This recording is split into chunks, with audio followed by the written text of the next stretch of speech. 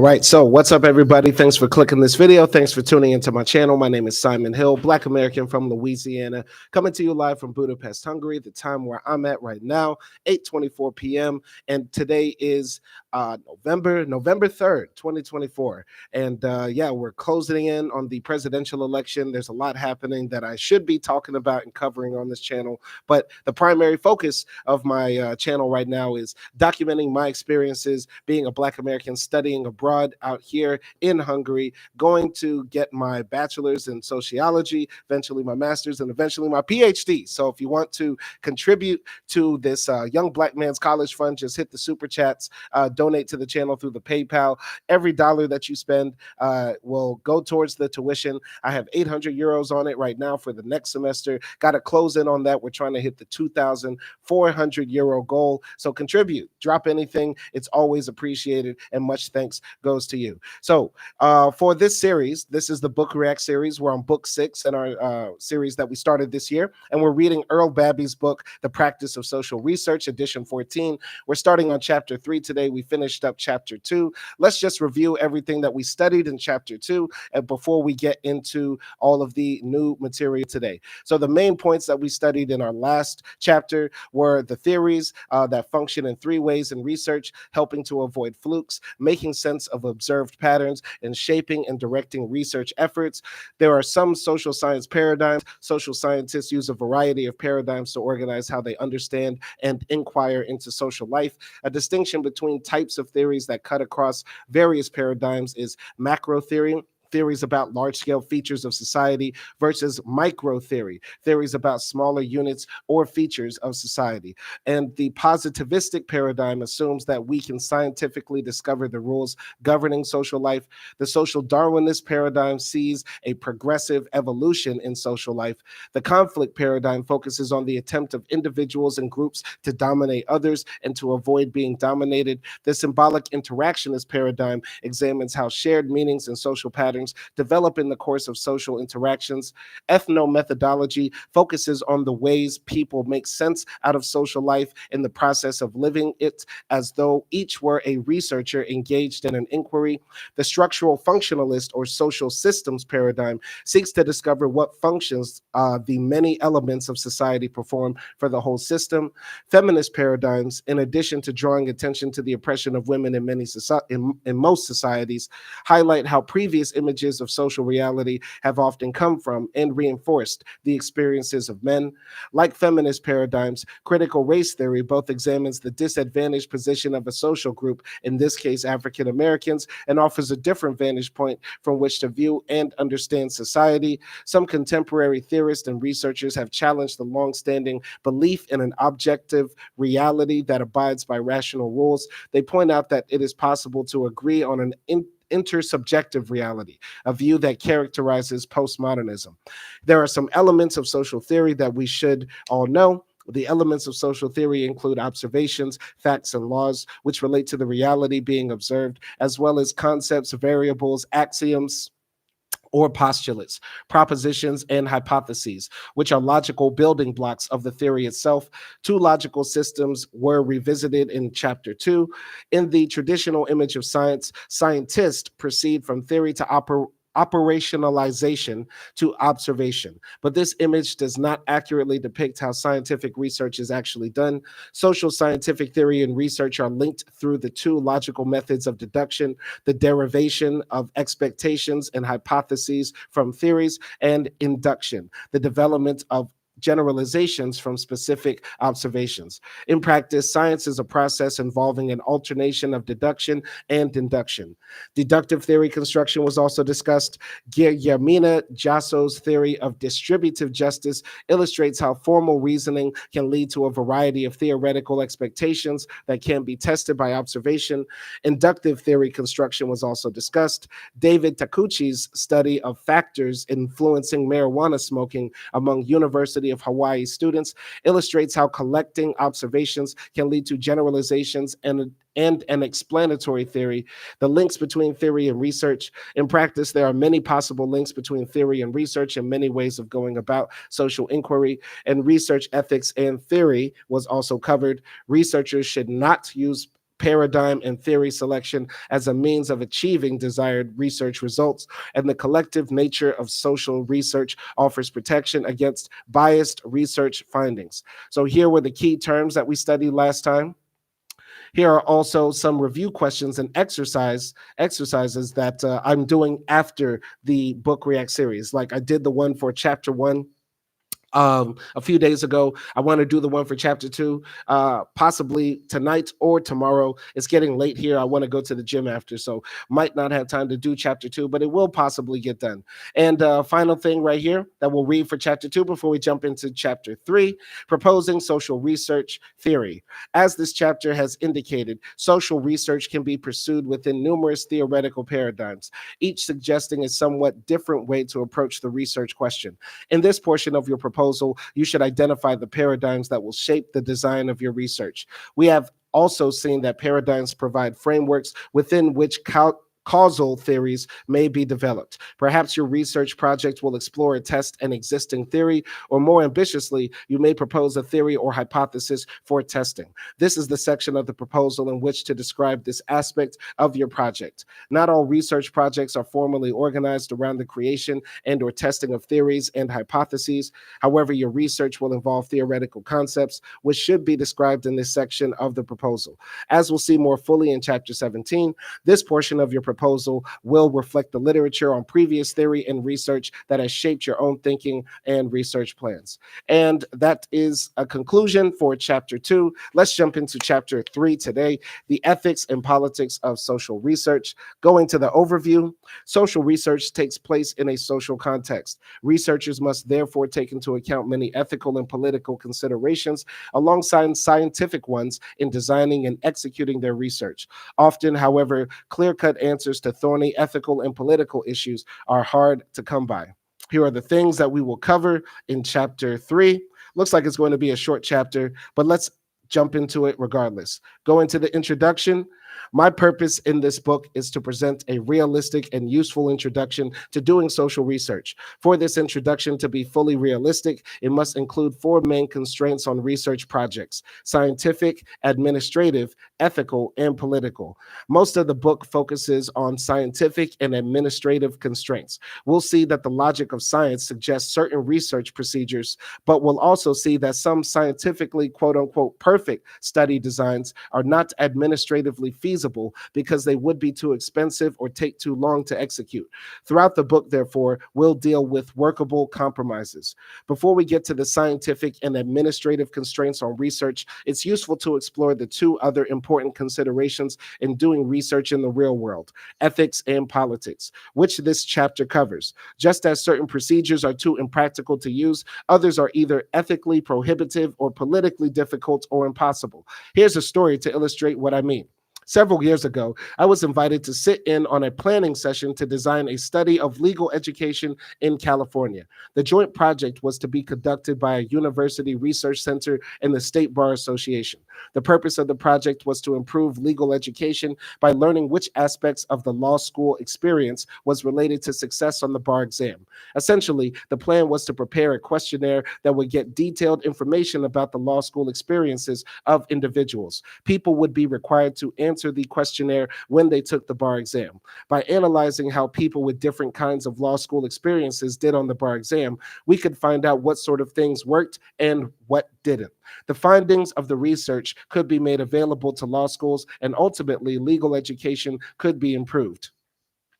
The exciting thing about collaborating with the Bar Association was that all the normally irritating logistical hassles would be handled. There would be no problem getting permission, scrolling up, to administer questionnaires in conjunction with the exam, for example, and the problem of non-response could be eliminated altogether.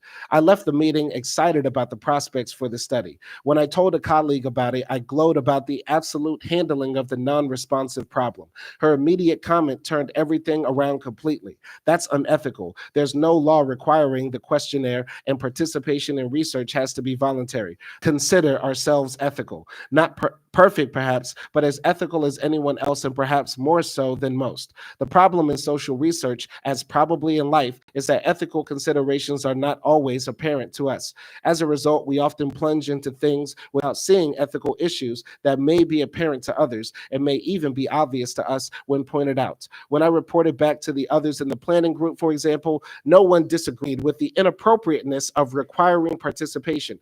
Everyone was a bit embarrassed but about not having seen it. Any of us can immediately see that a study requiring small children to be tortured is unethical. I know you'd speak out immediately if I suggested that we interview people about their sex lives and then publish what they said in the local newspaper. But as ethical as you are, you'll totally miss the ethical issues in some other situations. We all do. The first half, the first half of this chapter deals with the ethics of social research. In part, it presents some of the broadly agreed on norms describing what's ethical in research and what's not. More important than simply knowing the guidelines, however, is becoming sensitized to the ethical components in research so that you'll look for it whenever you plan a study. Even when the ethical aspects of a situation are debatable, you should know that there's something to argue about. It's worth noting in this context that many professions operate under ethical constraints and that these constraints differ from one profession to another. Thus, priests, physicians, lawyers, reporters, and television producers operate under different ethical constraints. In this chapter, we'll look only at the ethical principles that govern social research. Political considerations in research are also subtle, ambiguous, and arguable. Notice that the law school example involves politics as well as ethics. Although social researchers have an ethical norm that participation in research should be voluntary, this norm clearly grows out of U.S. political norms protecting civil liberties. In some nations, the proposed study would have been considered quite ethical.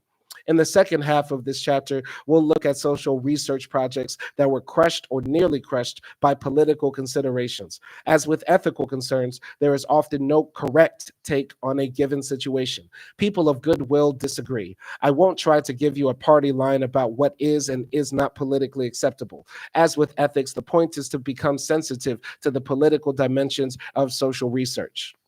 Ethical issues in social research. In most dictionaries and in common usage, ethics is typically associated with morality, and both words concern matters of right and wrong. But what is right and what is wrong? What is the source of the distinction? For individuals, the sources vary and may be religions, political ideologies, or the pragmatic observation of what seems to work and what doesn't. Webster's New World Dictionary is typical among dictionaries in defining ethical as conforming to the standards of conduct of a given profession or group. Although this definition may frustrate those in search of moral absolutes, what we regard as morality and ethics in day-to-day life is a matter of agreement among members of a group. And not surprisingly, different groups have agreed on different codes of conduct. Part of living successfully in a particular society is knowing what that society considers ethical and unethical. The same holds true for the social research community. Continuing here. Anyone involved in social research then needs to be aware of the general agreements shared by researchers about what is proper and improper in the conduct of scientific inquiry. This section summarizes some of the most important ethical agreements that prevail in social research. Voluntary participation. Often, though not always, social research represents an intrusion into people's lives. The interviewer's knock on the door or the arrival of a questionnaire in the mail signals the beginning of an activity that the respondent has not requested and that may require significant time and energy. Participation in a social experiment disrupts the subject's regular activities. Social research, moreover, often requires that people reveal personal information about themselves, information that may be unknown to their friends and associates. And social research often requires that such information be revealed to strangers. Other professionals, such as physicians and lawyers, also ask for such information. Their requests may be justified, however, by their aims. They need the information in order to serve the personal interests of the respondent. Social researchers can seldom make this claim. Like medical scientists, they can only argue that the research effort may ultimately help all humanity.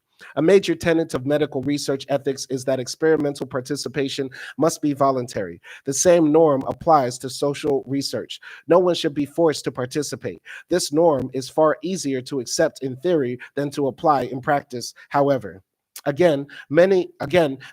Medical research provides a useful parallel. Many experimental drugs used to be tested on prisoners. In the most rigorously ethical cases, the prisoners were told the nature and the possible dangers of the experiments. They were told that participation was completely voluntary, and they were further instructed that they could expect no special rewards, such as early parole for participation. Even under these conditions, it was often clear that volunteers were motivated by the belief that they would personally benefit from their cooperation. When the instructor in an introductory sociology class asks students to fill out a questionnaire that he or she hopes to analyze and publish, students should always be told that participation in the survey is completely voluntary. Even so, most students will fear that non-participation will somehow affect their grade. The instructor should therefore be sensitive to such implications and make special provisions to eliminate them. For example, the instructor could ensure anonymity by leaving the room while the questionnaires are being completed, or students could be asked to return the questionnaires by mail or to drop them in a box near the door before the next course meeting. This norm of voluntary participation, though, goes directly against several scientific concerns. In the most general terms, the scientific goal of generalizability is threatened if experimental subjects or survey respondents are all the kind of people who willingly participate in such things. Because this orientation probably reflects more general personality traits, the results of the research might not be generalizable to all people. Most clearly, in the case of a descriptive survey, a researcher cannot generalize the sample survey findings to an entire population unless a substantial majority of the scientifically selected sample actually participates. The willing respondents and the somewhat unwilling. Very interesting. Shout out to Kamal Simon with the books and the lights and the thumbs and the okay sign. Shout out to Kamal. Shout out to everybody out there who wants to study. Once again, I know these book react series are not, super popular. I do this for me. This is literally trying to help me study so I can pass my courses, get my degree, move up in rank, and all that good stuff. So you can come along for the ride or not, but shout out to everybody out there who wants to tune in. And if you have a book that you want me to read, come on in and leave it in the comments. We might read it together. So as you'll see in chapter 10, field research has its own ethical dilemmas in this regard. Very often the researcher cannot even reveal that a study is being done for fear that that revelation might significantly affect the social processes being studied. Clearly, the subjects of study in such cases are not given the opportunity to volunteer or refuse to participate. Though the norm of voluntary participation is important, it is often impossible to follow. In cases where researchers feel ultimately justified in violating it, they're observing the other ethical norms of scientific research, such as bringing no harm to the people under study, becomes all the more important. No harm to the participants. The need for norms against harming research subjects has stemmed in part from horrendous actions by medical researchers. Perhaps at the top of the list stand the medical experiments on prisoners of war by Nazi researchers in World War II. The subsequent war crimes trials at Nuremberg added the phrase crimes against humanity to the language of research and political ethics. Less known were the Tuskegee syphilis experiments conducted by the U.S. Public Health Service between 1932 and 1972. The study followed the fate of nearly 400 impoverished rural African American men suffering from syphilis. After penicillin had been accepted as an effective treatment for syphilis, the subjects were denied treatment, even kept from seeking treatment in the community, because the researchers wanted to observe the full progression of the disease. At times, diagnostic procedures such as spinal taps were falsely presented to subjects as cures for syphilis. When the details of the Tuskegee syphilis experiments became widely known, the U.S. government took action, including a formal apology by President Bill Clinton and a program of financial reparations to the families of the subjects. Perhaps the most concrete response to the Tuskegee scandal was the 1974 National Research Act that created the National Commission for the Protection of Human Subjects of Biomedical and Behavioral Research. The commission was charged with the task of determining the fundamental ethical principles that should guide research on human subjects. The commission subsequently published the Belmont Report, which elaborated on three key principles: respect for persons, participation must be completely voluntary and based on full understanding of what is involved. Moreover, special caution must be taken to protect minors and those lacking complete autonomy, for example, prisoners.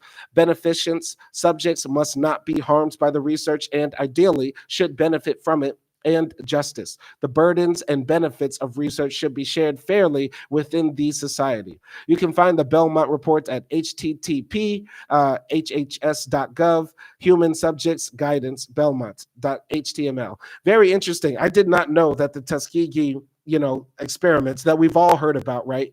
Some people say that the government unknowingly gave black men syphilis. That's not the case. The Tuskegee experiment is when the government had 400 black men that had syphilis, told them that they were getting treated, but wasn't treating them, and actually was letting their syphilis progress. And some of these men died. Some of them became blind. Some of them became infertile, impotent, right? And so then the government paid reparations. So for anybody out there who says, "Oh, the U.S. government has never paid reparations to black people," they have paid.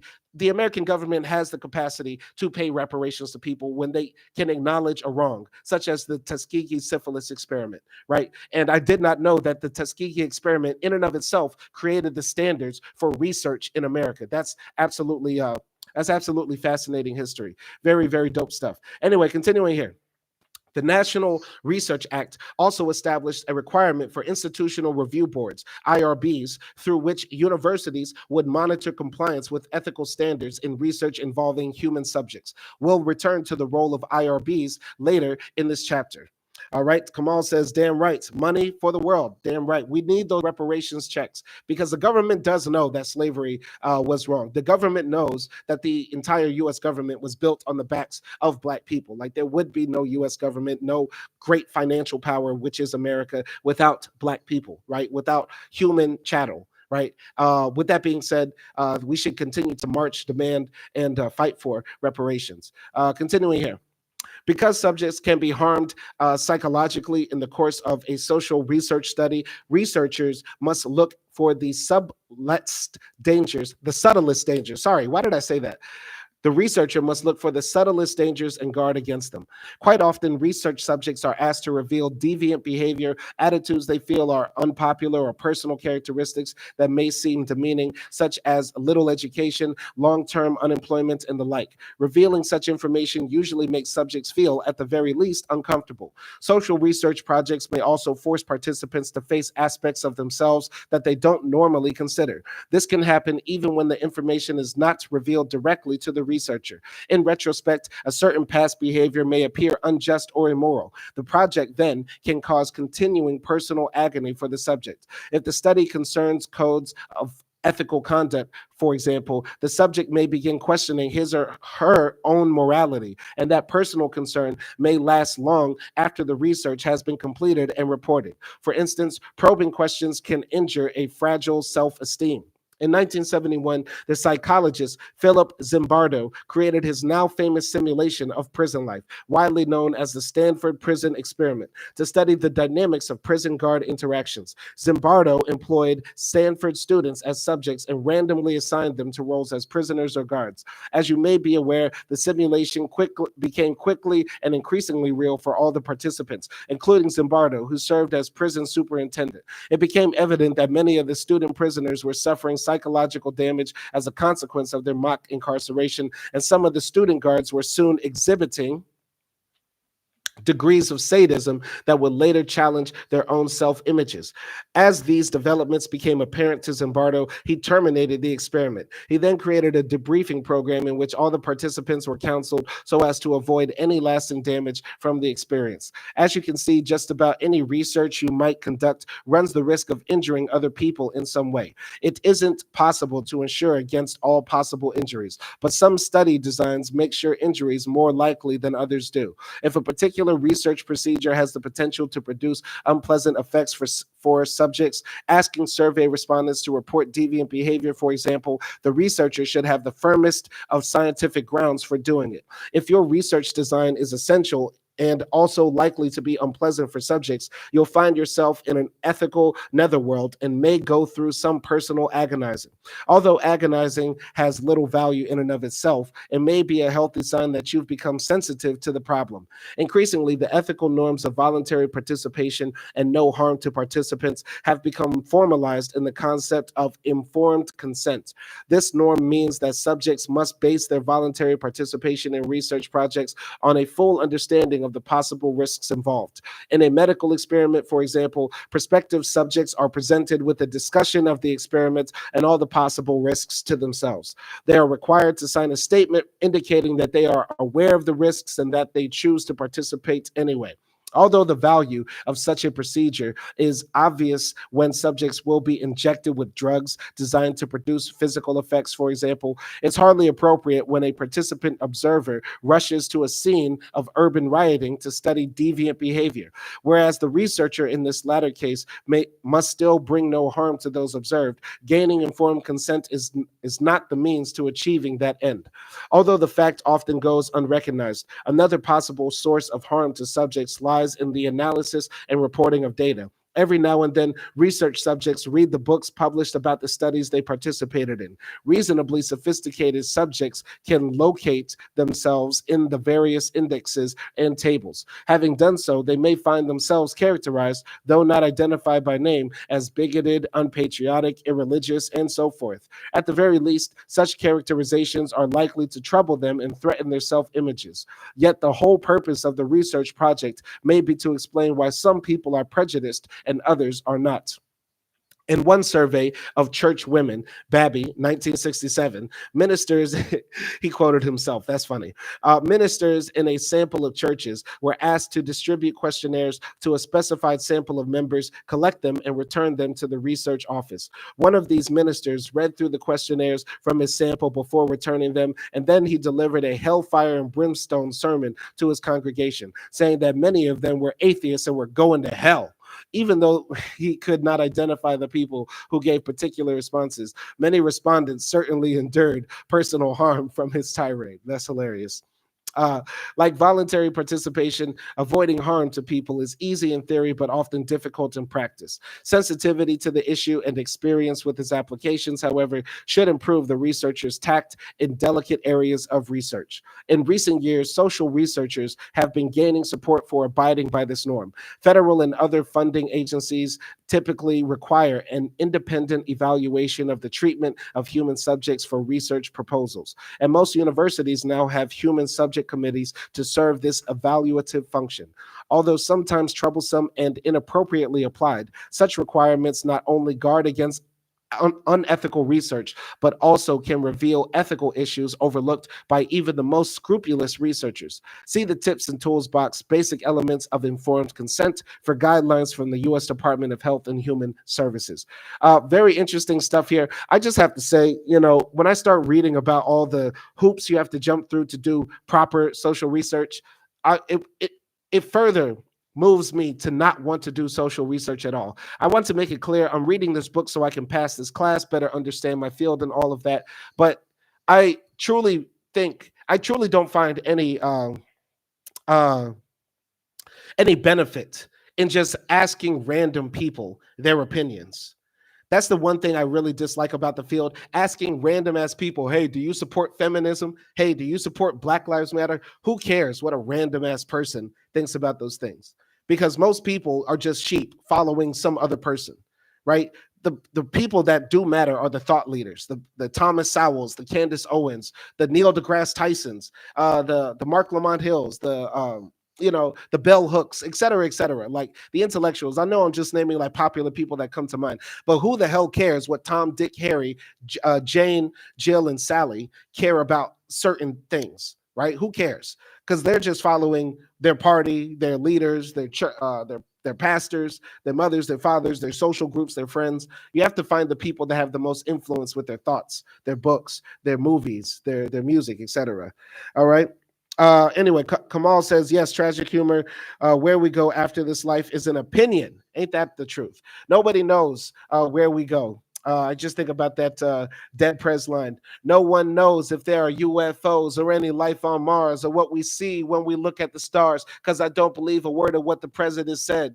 He's filling our head with lies, got us hypnotized when he be speaking in code words about crime and poverty, drugs, welfare, prison, drugs, and robbery. It really means us. No excuse for this slander, but what's good for the goose, then is good for the gander. That's Dead Prez for anybody out there who's tuned into poetry, deep poetry. Anyway, Kamal says, right, that's why I never believe these polls. Another thing, yeah, like polls are just a collection of like 1,000 or few thousands of people, few hundred of people sometimes that just give their opinion. Who cares? Who do they follow? That's the important thing. Anyway, continuing here. Continuing here, anonymity and confidentiality. The clearest concern in the protection of the subject's interest and well-being is the protection of their identity, especially in survey research, pardon. If revealing their survey responses would injure them in any way, adherence to this norm becomes all the more important. Two techniques, anonymity and confidentiality, assist researchers in this regard, although people often confuse the two. Anonymity. A research project guarantees anonymity when the researcher, not just the people who read about the research, cannot identify a given response with a given respondent. This implies that a typical interview survey respondent can never be considered anonymous because an interviewer collects the information from an identifiable respondent. An example of anonymity is a mail survey in which no identification numbers are put on the questionnaires before their return to the research office. As we'll see in Chapter 9, Survey Research, assuring anonymity makes keeping track of who has or hasn't returned the questionnaires difficult. Despite this problem, paying the necessary price is advisable in certain situations. For example, in one study of drug use among university students, I decided that I specifically did not want to know the identity of respondents. I felt that honestly assuring anonymity would increase the likelihood and accuracy of responses. Also, I did not want to be in the position of being asked by authorities for the names of drugs offenders. In the few instances in which respondents volunteered their names, such information was immediately obliterated from the questionnaires. Confidentiality. A research project guarantees confidentiality when the researcher can identify a given person's responses, but essentially promises not to do so publicly. In an interview survey, for example, the researcher could make public the income reported by a given respondent, but the respondent is assured that this will not be done. All right. Whenever a research project is confidential rather than anonymous, it is the researcher's responsibility to make that fact clear to the respondent. Moreover, researchers should never use the term anonymous to mean confidential. With few exceptions, such as surveys of public figures who agree to have their responses published, the information respondents give must at least be kept confidential. This is not always an easy norm to follow because, for example, the courts have not recognized social research data as a kind of privileged communication priests and attorneys have. Here's an example of the risk researchers and subjects can face due to the unprotected guarantee of confidentiality. In March 1989, the Exxon Valdez supertanker ran aground near the port of Valdez in Alaska and spilled 10 million gallons of oil into the bay. The economic and environmental damage was widely reported. The media paid less attention to the psychological and sociological damage suffered by residents of the area. There were anecdotal reports of increased alcoholism, family violence, and other secondary consequences of the disruptions caused by the oil spill. Eventually, 22 communities on Prince William Sound and the Gulf of Alaska sued Exxon for the economic, social, and psychological damages suffered by their residents. To determine the amount of damage done, the communities commissioned a San Diego research firm to undertake a household survey, asking residents very personal questions about increased problems in their families. The sample of residents were asked to reveal painful and embarrassing information under the guarantee of absolute confidentiality.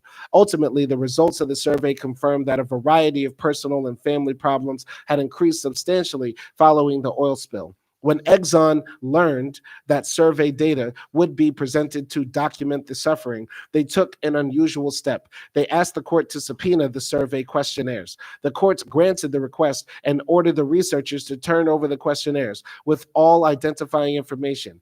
It appeared that Exxon's intention was to call survey respondents to the stand and cross-examine them regarding answers they had given to interviewers under the guarantee of confidentiality. Now, that's just horrible. That's just straight up wicked. Wicked, wicked, wicked, wicked. Moreover, many of the respondents were Native Americans whose cultural norms made such public revelations all the more painful. Fortunately, the Exxon Valdez case was settled before the court decided whether it would force survey respondents to testify in open court. Unfortunately, there was a potential for an ethical disaster on top of the environmental one. For more information on this ecological disaster, see Pico, Gill, and Cohen, 1999. Nelson Moreno, fast mom, ass is so fat, I call her Martin Burger Queen. Okay, Nelson just coming in hot with the jokes. Anyway, it's absolutely crazy. The thing is, there should be some guaranteed confidentiality for people that want to be subjects in research, because you have that same client protection when you're talking to your lawyer, when you're talking to your doctor. If you're talking to a psychologist, to a sociologist, to an anthropologist, I think there should be some confidentiality that is protected. If you're talking to a journalist, right? Like journalists, like ethically, journalists don't give up their sources. They try to protect their sources. Like journalists will go to jail to protect their sources, but they shouldn't even have to make that sort of, I would say, choice. You shouldn't have to make that choice if you're trying to get information out to the public. Like certain types of communication should be protected, right? I would say.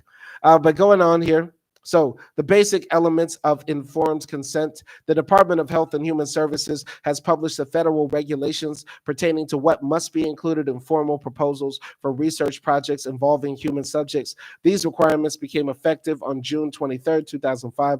The following is an excerpt from that document.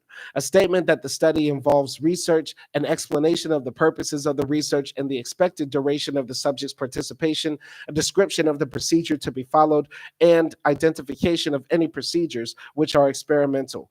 2, a description of any reasonably foreseeable risks or discomforts to the subject. 3, a description of any benefits to the subject or to others which may reasonably be expected from the research. 4, a disclosure of appropriate alternative procedures or courses of treatment, if any, that might be advantageous to the subject. And 5, a statement describing the extent, if any, to which confidentiality of records identifying the subject will be maintained.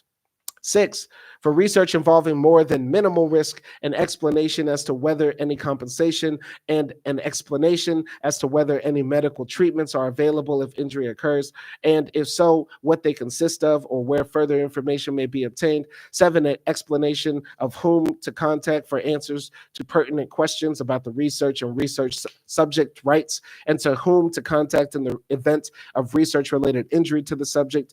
And 8, a statement that participation is voluntary. Refusal to participate will involve no penalty or loss of benefits to which the subject is otherwise entitled, and the subject may discontinue participation at any time without penalty or loss of benefits to which the subject is otherwise entitled. A web search will provide you with many samples of informed consent letters that you could use as models in your own research. It is worth noting that survey research and some other research techniques are exempted from the need to obtain informed consent. You can learn more about this and related topics at this website. All right. Go in here to the comments right here. Nelson Moreno says, where's the sociology on Albanian filth? That would actually be great. I might do a study on that. Why not? The study of Albanian filth. That's pretty funny. Fast came from multiple sources. Dog, I love my study group. Y'all be making me laugh, man. Once again, this book react series, I understand it's not for anyone. This is cure for insomnia for a lot of people. I know a lot of people don't like to read. I know a lot of people don't like having a handsome, melanated black man read to you late at night. But this is for my own personal benefit. But shout out to Nelson, shout out to Kamal, shout out to anybody who's going to tune in or listen to this on the playback. If you're a student, if you're an educator, anybody. So Let's continue here. So, the seriousness of this issue is not limited to established research firms. Rick Scarce was a graduate student at Washington State University when he undertook participant observation among animal rights activists. In 1990, he published a book based on his research, Eco Warriors Understanding the Radical Environmental Movement. In 1993, Scarce was called before a grand jury and asked to identify the activists he had studied. In keeping with the norm of confidentiality, the young researcher refused to answer the grand jury's questions and spent 159 days in the Spokane County Jail. He reports, although I answered many of the prosecutor's questions, on 32 occasions I refused to answer, saying your question calls for information that I have only by virtue of a confidential disclosure given to me in the course of my research activities. I cannot answer the question without actually breaching a confidential communication. Consequently, I declined to answer the question under my ethical obligations as a member of the American Sociological Association and pursuant to any privilege that may extend to journalists, researchers, and writers under the First Amendment. That's hard. Shout out to Rick Scarce. Rick Scarce is a hard-ass name. Number one, Rick Scarce, that sounds like the X-Men's like worst villain. Rick Scarce sounds like the guy who like killed Magneto with like his bare hands somehow, some way. You get what I'm saying? Like Rick Scarce, that is hard. Anybody who stands up to the evil American criminal justice system and is willing to do time in jail for what they believe in, you a hero. You a big dog. You a hero. Anyway, going to the comments here. Kamal says, filth, I had a good trip and never knew of the racism before Simon's encounter. Well, y'all can talk about it amongst yourselves. I documented it. F you, N-word on camera while out in Albania. It's crazy. Anyway, at the time of his grand jury appearance and his incarceration, Scarce felt that the American Sociological Association Code of Ethics strongly supported his ethical stand, and the ASA filed a friend of the court brief on his behalf. In 1997, the ASA revised this code and, while still upholding the norm of confidentiality, warned researchers to inform themselves regarding laws and rules that may limit their ability to promise confidentiality to research subjects. You can use several techniques to guard against such dangers and ensure better performance on the guarantee of confidentiality. To begin, interviewers and others with access to respondent identifications should be trained in their ethical responsibilities. Beyond training, the most fundamental technique is to remove identifying information as soon as it's no longer necessary. In a survey, for example, all names and addresses should be removed from questionnaires and replaced by identification numbers. An identification file should be created that links numbers to names to permit the later correction of missing or contradictory information, but this file should not be available except for legitimate purposes. Similarly, in an interview survey, you may need to identify respondents initially so that you can recontact them to verify that the interview was conducted and perhaps to get information that was missing in the original interview. As soon as you've verified an interview and assured yourself that you don't need any further information from the respondent, however, you can safely remove all identifying information from the interview booklet. Often, interview booklets are printed so that the first page contains all the identifiers. It can be torn off once the respondent's identification is no longer needed. In 2002, the U.S. Department of Health and Human Services announced a program to issue a certificate of confidentiality to protect the confidentiality of research subject data against forced disclosure by the police and other authorities. Not all research projects qualify for such protection, but it can provide an important support for research ethics in many cases. That's dope. Okay, that's dope. I'm glad that exists. So under Section 301D of the Public Health Service Act, the Secretary of Health and Human Services may authorize persons engaged in biomedical, behavioral, clinical, or other research to protect the privacy of individuals who are the subject of that research. This authority has been delegated to the National Institutes of Health. Persons authorized by the NIH to protect the privacy of research subjects may not be compelled in any federal, state, or local civil, criminal, administrative, legislative, or other proceedings to identify them by name or other identifying characteristic. Interesting. The increased use of visual techniques in social research has created a new problem for protecting subjects, as discussed by Rose Wiles and her colleagues. The authors lay out some of the terrain for this issue. Concerns include the context in which images were produced and through which they may be consumed, and longevity of images in the public domain and the potential for future uses and secondary analysis of images. In all of the aspects of research ethics discussed in this chapter, professional researchers avoid settling for mere rote compliance with established ethical rules. Rather, they continually ask what actions would be most appropriate in protecting the interests of those being studied. All right, so let's go to deception. We've seen that the handling of subjects' identities is an important ethical consideration. Handling your own identity as a researcher can also be tricky. Sometimes it's useful and even necessary to identify yourself as a researcher to those you want to study. You'd have to be an experienced con artist to get people to participate in a laboratory experiment or complete a lengthy questionnaire without letting on that you were conducting research. Even when you must conceal your research identity, you need to consider the following. Because deceiving people is unethical, deception within social research needs to be justified by compelling scientific or administrative concerns. Even then, the justifications will be arguable. Sometimes researchers admit that they're doing research, but fudge about why they're doing it or for whom. Suppose you've been asked by a public welfare agency to conduct a study of living standards among aid recipients.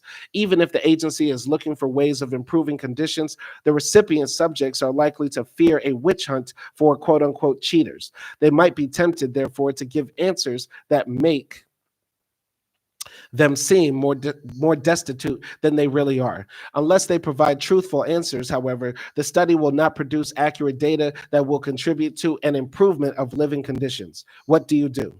One solution would be to tell subjects that you're conducting the study as part of a university research program, concealing your affiliation with the welfare agency. Although doing that improves the scientific quality of the study, it raises serious ethical concerns or questions.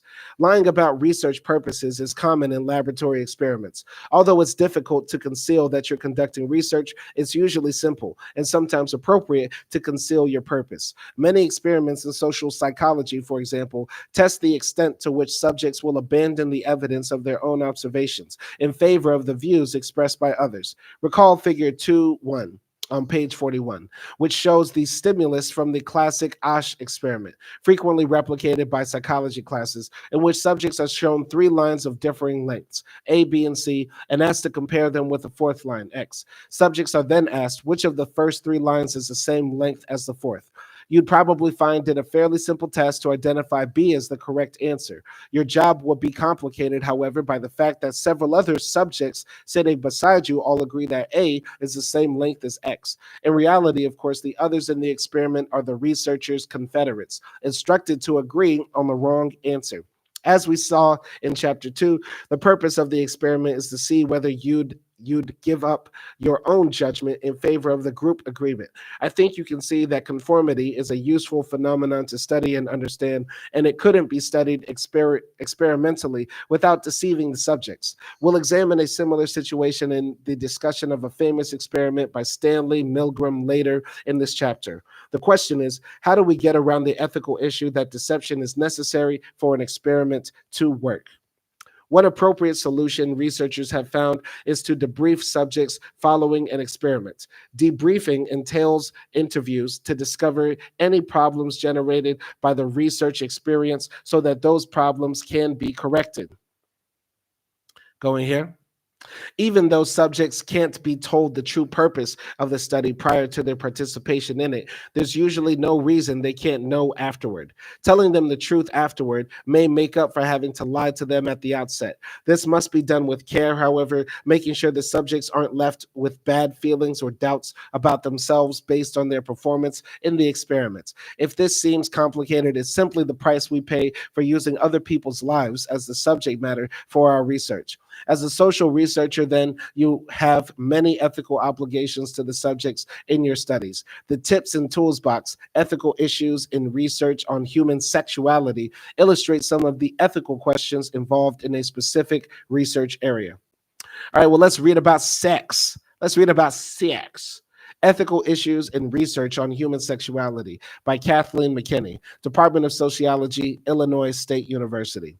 When studying any form of human behavior, ethical concerns are paramount. This statement may be even truer for studies of human sexuality because of the topic's highly personal, salient, and perhaps threatening nature. Concern has been expressed by the public and by legislators about human sexuality research.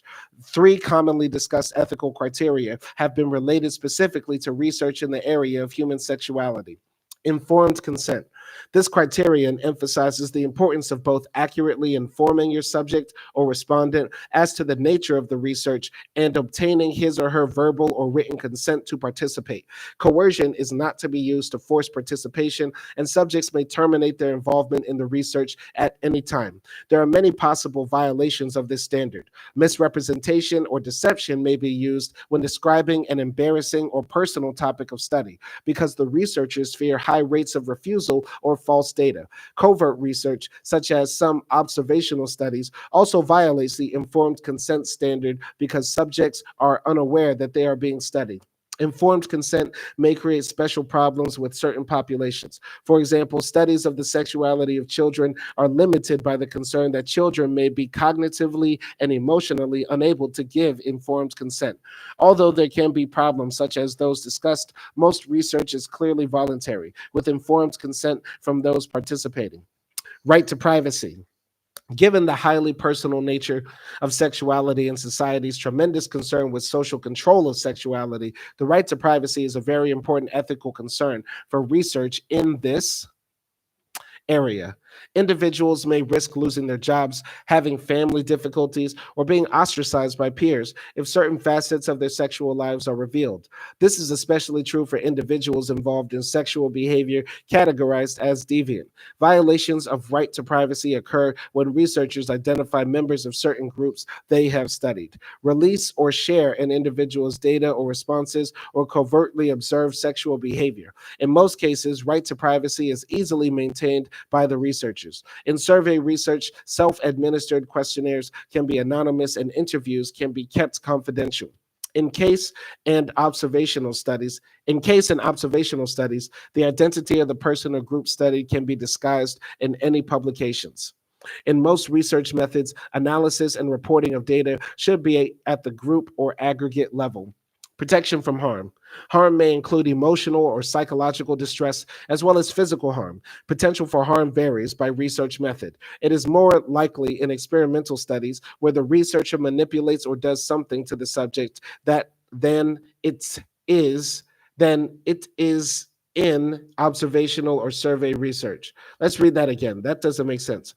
Potential for harm varies by research method. It is more likely in experimental studies where the researcher manipulates or does something to the subject than it is in observational or survey research. Emotional distress, however, is a possibility in all studies of human sexuality. Respondents may be asked questions that elicit anxiety, dredge up unpleasant memories, or cause them to evaluate themselves critically.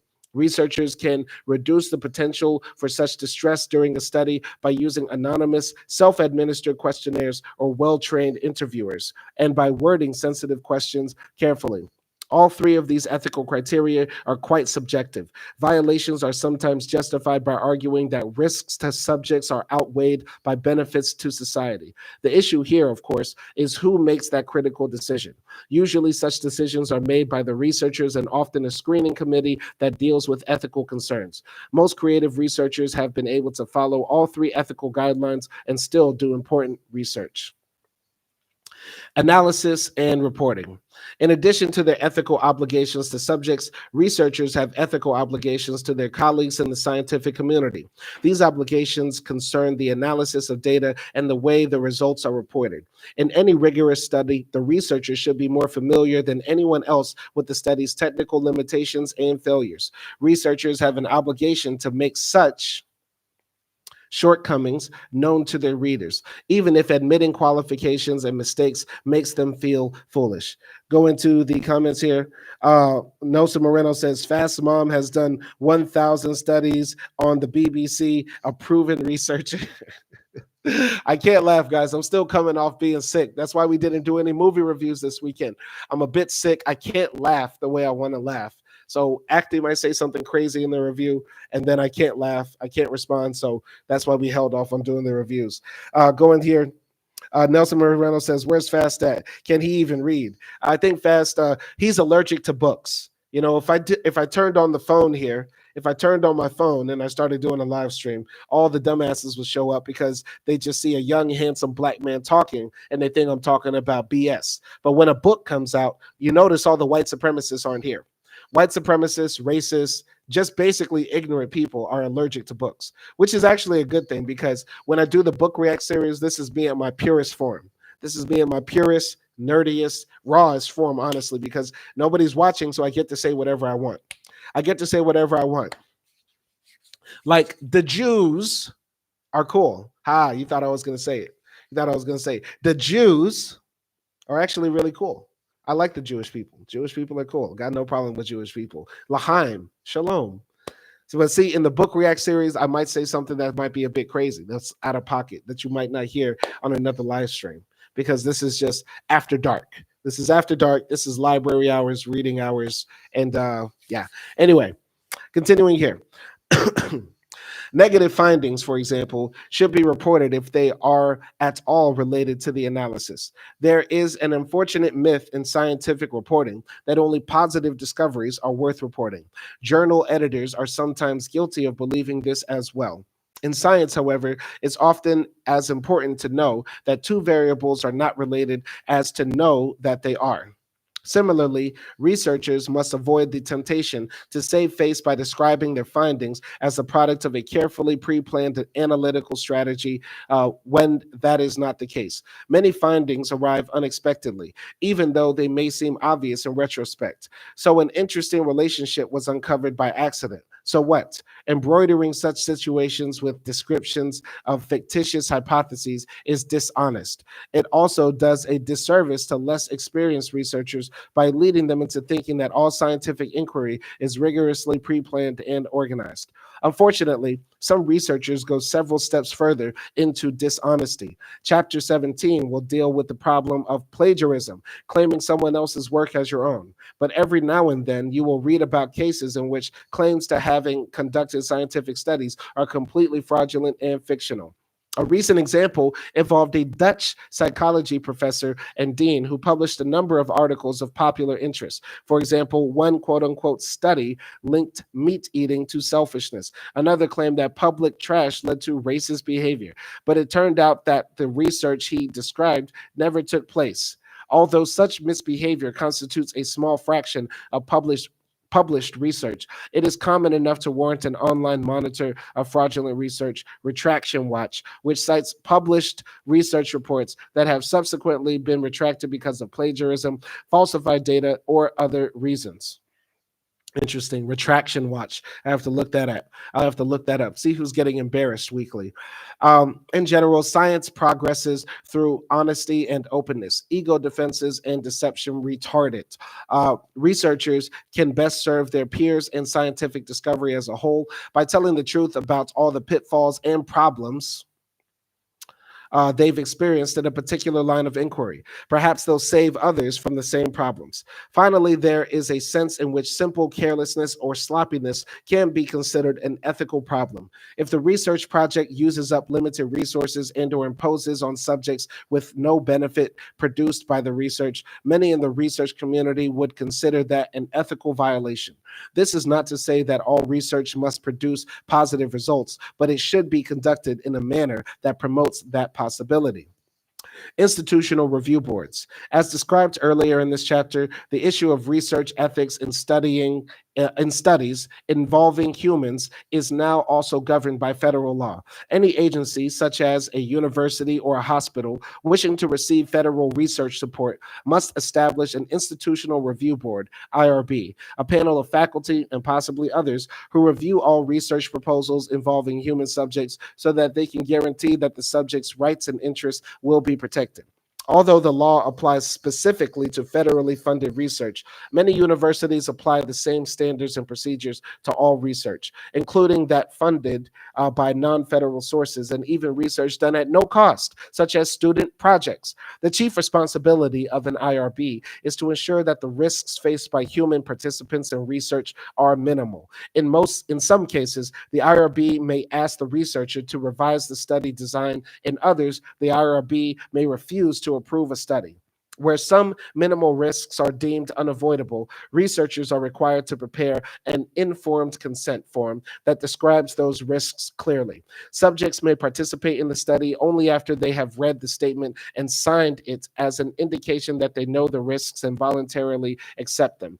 Much of the impetus for establishing IRBs had to do with medical experimentation on humans, and many social research studies designs are generally regarded as exempts from IRB review.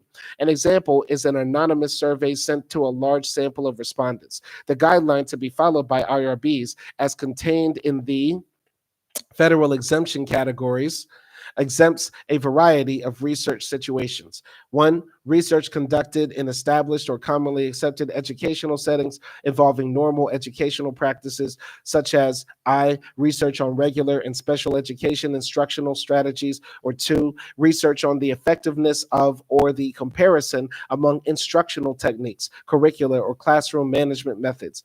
Two, research involving the use of educational tests, cognitive, diagnostic, aptitude, achievement, survey procedures, interview procedures, or observation of public behavior, unless one, the information obtained is recorded in such a manner that human subjects can be identified directly or through identifiers linked to the subject, and two, any disclosure of the human subject responses outside the research could reasonably place the subjects at risk of criminal or civil liability or be damaging to the subject's financial standing, employability, or reputation. And three, research involving the use of educational tests, cognitive, diagnostic, aptitude, achievement, survey procedures, interview procedures, or observation of public behavior that is not exempt under paragraph B2 of this section if the human subjects are elected or appointed public officials or candidates for public office, or two, federal statutes requires without exception that the confidentiality of the personally identifiable information will be maintained throughout the research and thereafter. And four, research involving the collection or study of existing data, documents, records, pathological specimens, or diagnostic specimens, if these sources are publicly available or if the information is recorded by the investigator in such a manner that subjects cannot be identified directly or through identifiers linked to the subjects. And five, research and demonstration projects, which are conducted by or subject to the approval of department or agency heads and which are designed to study, evaluate, or otherwise examine one, public benefit or service programs, two, procedures for obtaining benefits or services under those programs, three, possible changes in or alternatives to those programs or procedures, or four, possible changes in methods or levels of payment for benefits or services under those programs. All right. And six, taste and food quality evaluation and consumer acceptance studies. One, if wholesome foods without additives are consumed, or two, if a food is consumed that contains a food ingredient at or below the level and for a use found to be safe, or agricultural, chemical, or environmental contaminant at or below the level found to be safe by the Food and Drug Administration or approved by the Environmental Protection Agency or the Food Safety and Inspection Service of the U.S. Department of Agriculture. So paragraph 2 of the excerpt exempts much of the social research described in this book. Nonetheless, universities sometimes apply the law's provisions inappropriately. As chair of a university IRB, for example, I was once asked to review the letter of informed consent that was to be sent to medical insurance companies, requesting their agreement to participate in a survey that would ask which medical treatments were covered under their programs. Clearly, the humans involved were not at risk in the sense anticipated by the law. In a case like that, the appropriate technique for gaining informed consent is to mail the questionnaire. If a company returns it, they've consented. If they don't, they haven't. Other IRBs have suggested that researchers need to obtain permission before observing participants in public gatherings and events, before conducting surveys on the most mundane matters, and so forth. Christopher Shea, 2000, has chronicled several such questionable applications of the law while supporting the ethical logic that originally prompted the law. Don't think that these critiques of IRBs minimize the importance of protecting human subjects. Indeed, some universities exceed the federal requirements in reasonable and responsible ways, requiring IRB review of non-federally funded projects. Moreover, social researchers are particularly careful when dealing with vulnerable populations such as young people and prisoners. Research ethics is an ever-evolving subject because new research techniques often require revisiting old concerns. Thus, for example, the increased use of public databases for secondary research has caused some IRBs to worry whether they need to re-examine such projects as a general social survey every time a researcher proposes to use those data. Most have decided this is unnecessary. See Skedsvold 2002 for a discussion of issues relating to public databases. Similarly, the prospects for research of and through the internet has raised ethical concerns. For example, the American Association for the Advancement of Science held a workshop on this topic as early as November 1999. The overall conclusion of the report produced by the workshop is still valid today and summarizes some of the primary concerns already examined in this chapter. The current ethical and legal framework for protecting human subjects rests on the principles of autonomy, beneficence, and justice. The first principle, autonomy, requires that subjects be treated with respect as autonomous agents and affirms that those persons with diminished autonomy are entitled to special protection.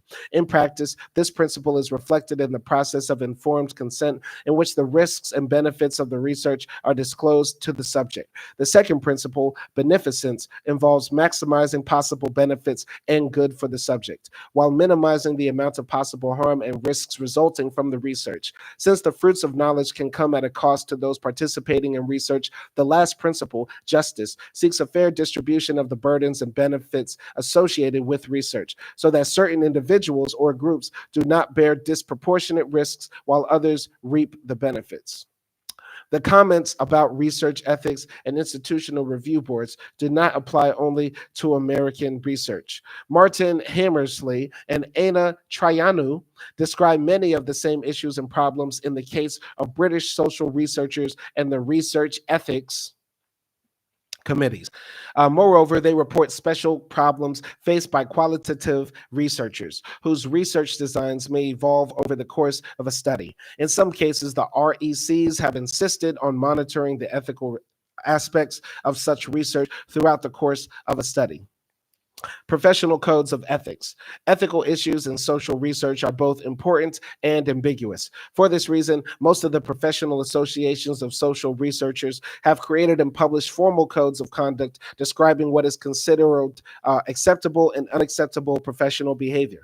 As one example, Figure 3.1 presents a portion of the Code of Conduct of the American Association for the Public Opinion Research and an interdisciplinary research association in the social sciences. Most professional associations have such codes of ethics. See, for example, the American Sociological Association, the American Psychological, and so forth. You may find many of these on each association's website.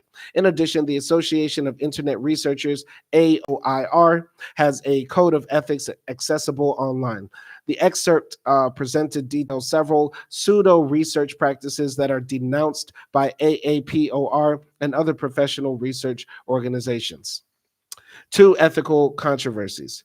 As you may already have guessed, the adoption and publication of professional codes of conduct have not totally resolved the issue of research ethics. Social researchers still disagree on some general principles, and those who agree in principle often debate specifics.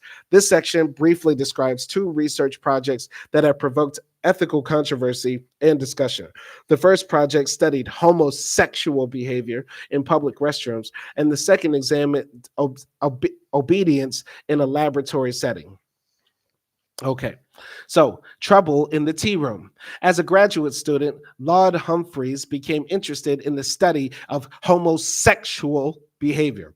He developed, I'm sorry, he developed a special interest in the casual, and fleeting same sex acts engaged in by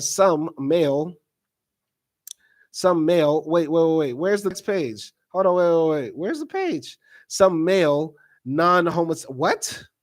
I'm so confused. Some male non homosexuals. He was interested, he was interested in what? So, as a graduate student, Lord Humphreys became interested in the study of homosexual behavior. He developed a special interest in the casual and fleeting same sex acts engaged in by some male non homosexuals.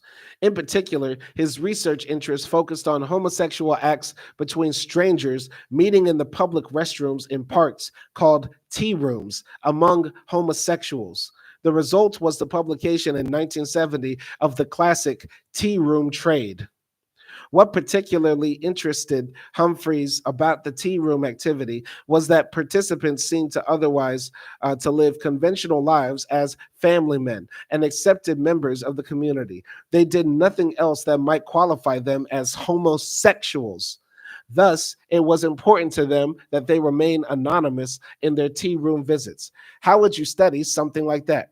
Humphreys decided to take advantage of the social structure of the situation.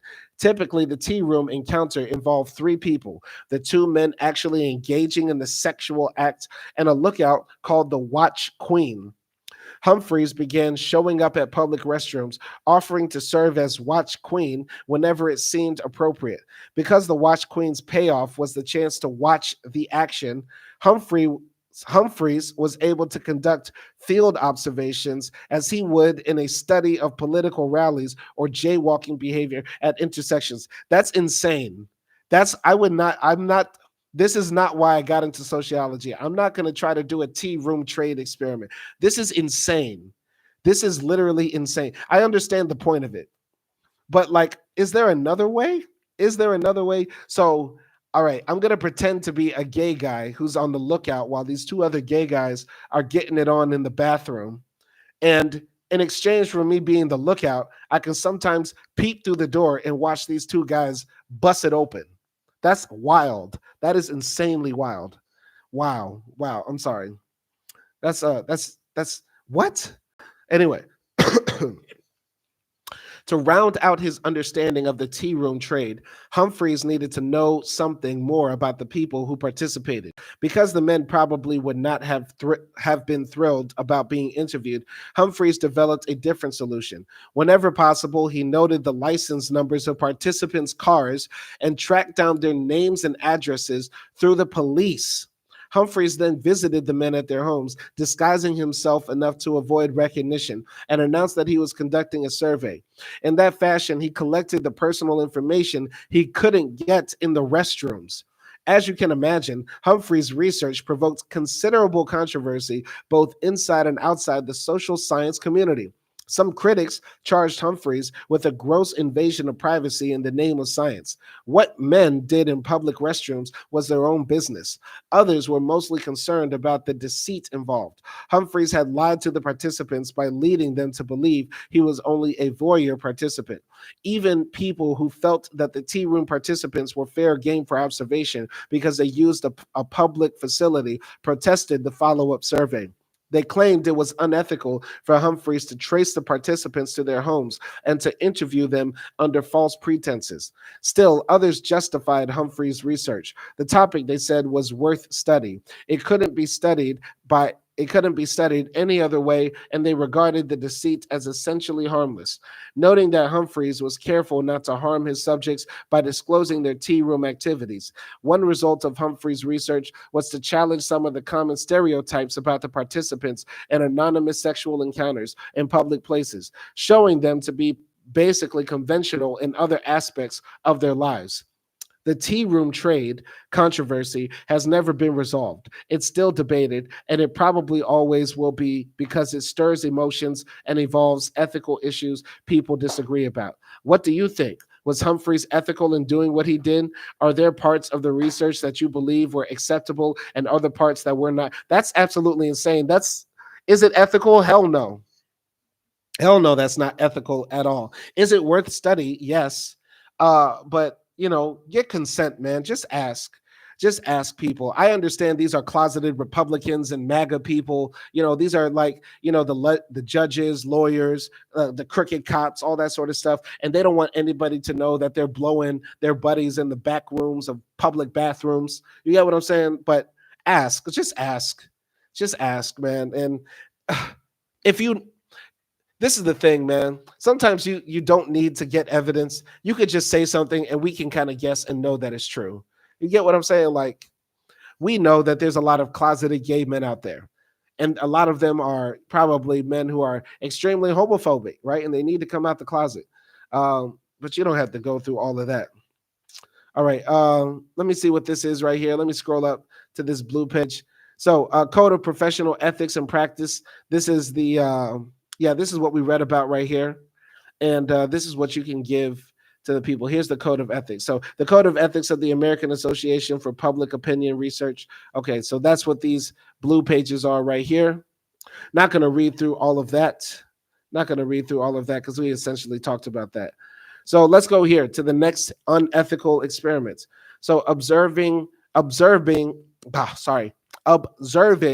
human obedience. The second illustration differs from the first in many ways. Whereas Humphrey's study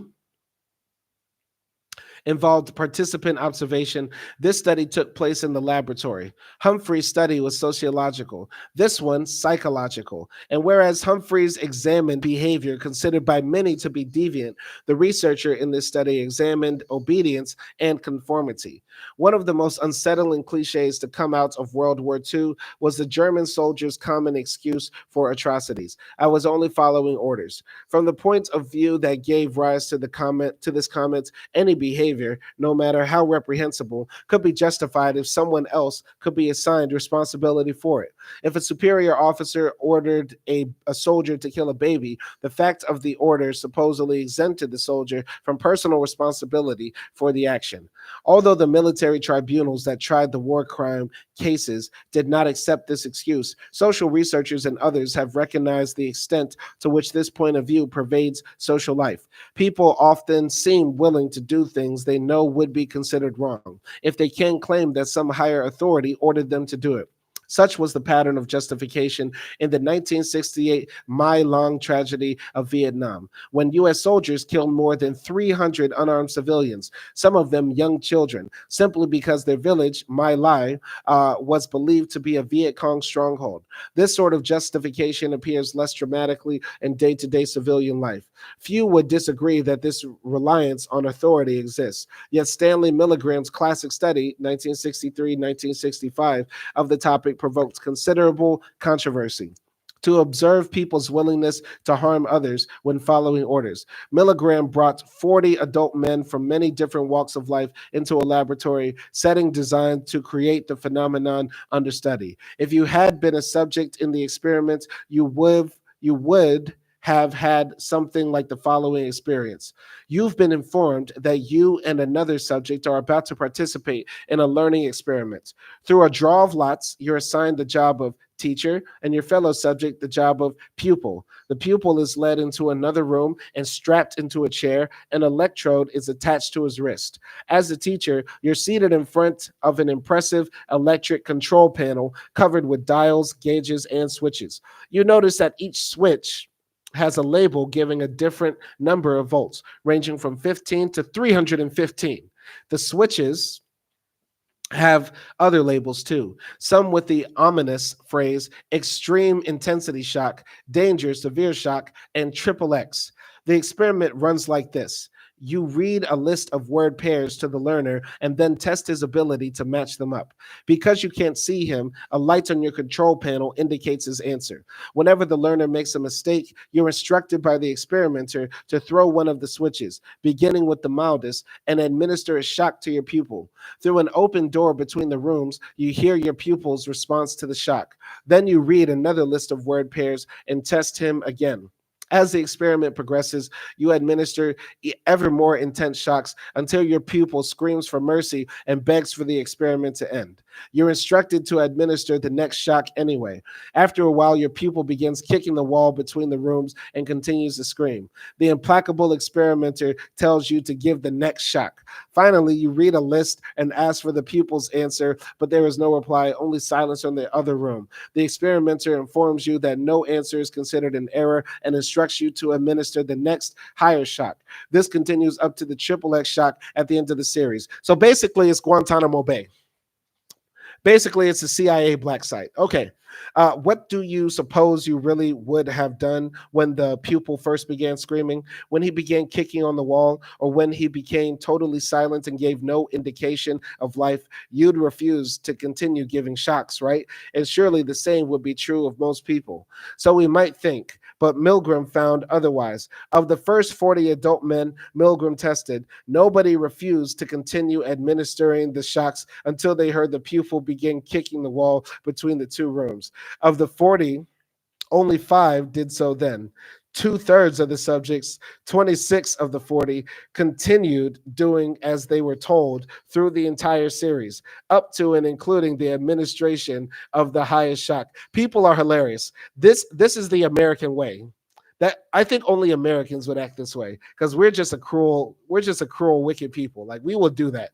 Like Americans would do that, especially if it was like, I hate to say it, if it was like a white guy, like, administering shocks to like some poor black man on the other side, or if it's an old black man administering shocks to just basically any white person. Yeah, basically that would be that's the results will be the same. I'm partially joking, but this is insane that people would do. This is the sociologist's equivalent to the Stanford prison experiment. Okay, I always bash on psychology and say psychology has had like the most unethical experiments. They're like the most evil of the humanities. But yeah, this is pretty bad too. This is pretty bad. Okay, so as you've probably guessed, the shocks were phony, and the pupil was a confederate of the experimenter. Only the teacher was a real subject in the experiment. As a subject, you wouldn't actually have been hurting another person, but you would have been led to think you were. The experiment was designed to test your willingness to follow orders to the point of presumably killing someone. Milgram's experiments have been criticized both methodologically and ethically. On the ethical side, critics have particularly cited the effects of the experiments on the subjects. Many seem to have experienced personally about as much pain as they thought they were administering to someone else. They pleaded with the experimenter to let them stop giving the shocks. They became extremely upset and nervous. Some had uncontrollable seizures. How do you feel about this research? Do you think the topic was important enough to justify such measures? Would debriefing the subjects be sufficient to ameliorate any possible harm? Can you think of other ways the researcher might have examined obedience? The website of 2 organizations may be helpful in your understanding of ethics in research. In recognition of the importance of ethical issues and social inquiry, the American Sociological Association has posted a website entitled Teaching Ethics Throughout the Curriculum, which contains a wide variety of case studies as well as resources for dealing with them. Also, the National Institutes of Health has established an online course regarding the history, issues, and processes regarding human subjects research. While it was specifically designed for researchers seeking federal funding for research, it is available to and useful for anyone with an interest in this topic. Very, very interesting stuff. Is this an unethical experiment? To some degree, yes, but it's not as bad as the tea room one. And that's not me being homophobic. It's just the one about people's privacy. The tea room trade is about violating people's privacy, which I hold in high regard. This one is about people's feelings of personal agony, especially if they didn't cause pain to anybody. And I hold that in low regard.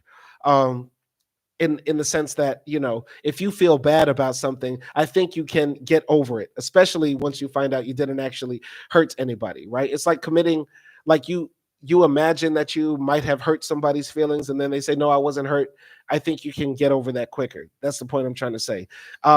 Should the people be like, debriefed after? Should those people get some counseling after? I think so. I think if you're going to do this type of experiment, you should offer people, counseling as well. And maybe up front, you should tell people that, this is an experiment that might, have, you know, damaging effects on your mind, because this is trying to replicate like Nazis going to war, like German soldiers going to war. And everybody who becomes a soldier, I think, knows that you're about to go into an experience where you could, at the very worst, die, and at the very least, come out shell shocked, come out with PTSD. So, yeah, I think that closely resembles the type of thing that will be. That can help somebody prepare for that experience. I think in following the lines of ethics, I would say. Anyway, continuing here, the politics of social research. As I indicated earlier, both ethics and politics hinge on ideological points of view. What is unacceptable from one point of view will be acceptable from another, although political and ethical issues are often closely intertwined.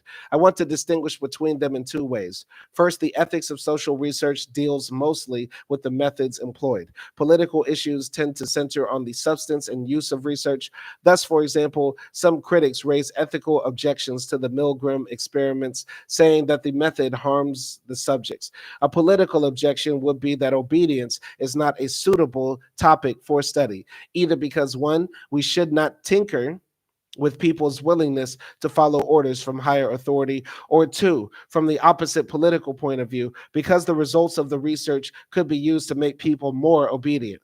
The second distinction between the ethical and political aspects of social research is that there are no formal codes of accepted political conduct, although some ethical norms have political aspects. For example, specific guidelines for not harming subjects clearly relate to Western ideas about the protection of civil liberties. No one has developed a set of political norms that all social researchers accept. The only partial exception to the lack of political norms is the generally accepted view that a researcher's personal political orientation should not interfere with or unduly influence his or her scientific research. It would be considered improper for a researcher to use shoddy techniques or to distort or lie about his or her research as a way of furthering the researcher's political views. As you can imagine, however, studies are often enough attacked for allegedly violating this norm. Objectivity and ideology. In chapter 1, I suggested that social research can never be totally objective because researchers are human and therefore necessarily subjective. As a collective enterprise, science achieves the equivalent of objectivity through intersubjectivity. That is, different scientists having different subjective views can and should arrive at the same results when they employ accepted research techniques. Essentially, this will happen to the extent that each can set personal values and views aside for the duration of the research. The classic statement on objectivity and neutrality in social science is Max Weber's lecture, Science as a Vocation, 1946. In this talk, Weber coined the phrase value-free sociology and urged that sociology, like other sciences, needed to be unencumbered by personal values if it were to make a special contribution to society. Liberals and conservatives alike could recognize the facts of social science, regardless of how those facts accorded with their personal politics. Most social researchers have agreed with this abstract ideal, but not all. Marxist and neo-Marxist scholars, for example, have argued that social science and social action cannot and should not be separated. Explanations of the status quo in society, they contend, shade subtly into defenses of that same status quo. Simple explanations of the social functions of, say, discrimination can easily become justifications for its continuance. By the same token, merely studying society and its ills without a commitment to making society more humane has been called irresponsible. In Chapter 10, we'll examine participatory action research, which is explicitly committed to using social research for purposes designed and valued by the subjects of the research. Thus, for example, researchers committed to improving the working conditions of workers at a factory would ask the workers to define the outcomes they would like to see and to have a hand in conducting social research relevant to achieving the desired ends. The role of the researchers is to ensure that the workers have access to professional research methods. Quite aside from the abstract disagreements about whether social science can or should be value free, many have argued about whether particular research undertakings are value free or whether they represent an intrusion of the researcher's own political values. Typically, researchers have denied such intrusion, and their denials have then been challenged. Let's look at some examples of the controversies this issue has produced. Social research and race. Nowhere have social research and politics been more controversially intertwined than in the area of racial relations. Social researchers studied the topic for a long time, and the products of the social research have often found their way into practical politics. A few brief references should illustrate the point. In 1896, when the U.S. Supreme Court established the principle of separate but equal as a means of reconciling the 14th Amendment's guarantee of equality to African Americans with the norms of segregation, it neither asked for nor cited social research. Nonetheless, it is widely believed that the court was influenced by the writings of William Graham Sumner, a leading social scientist of his era.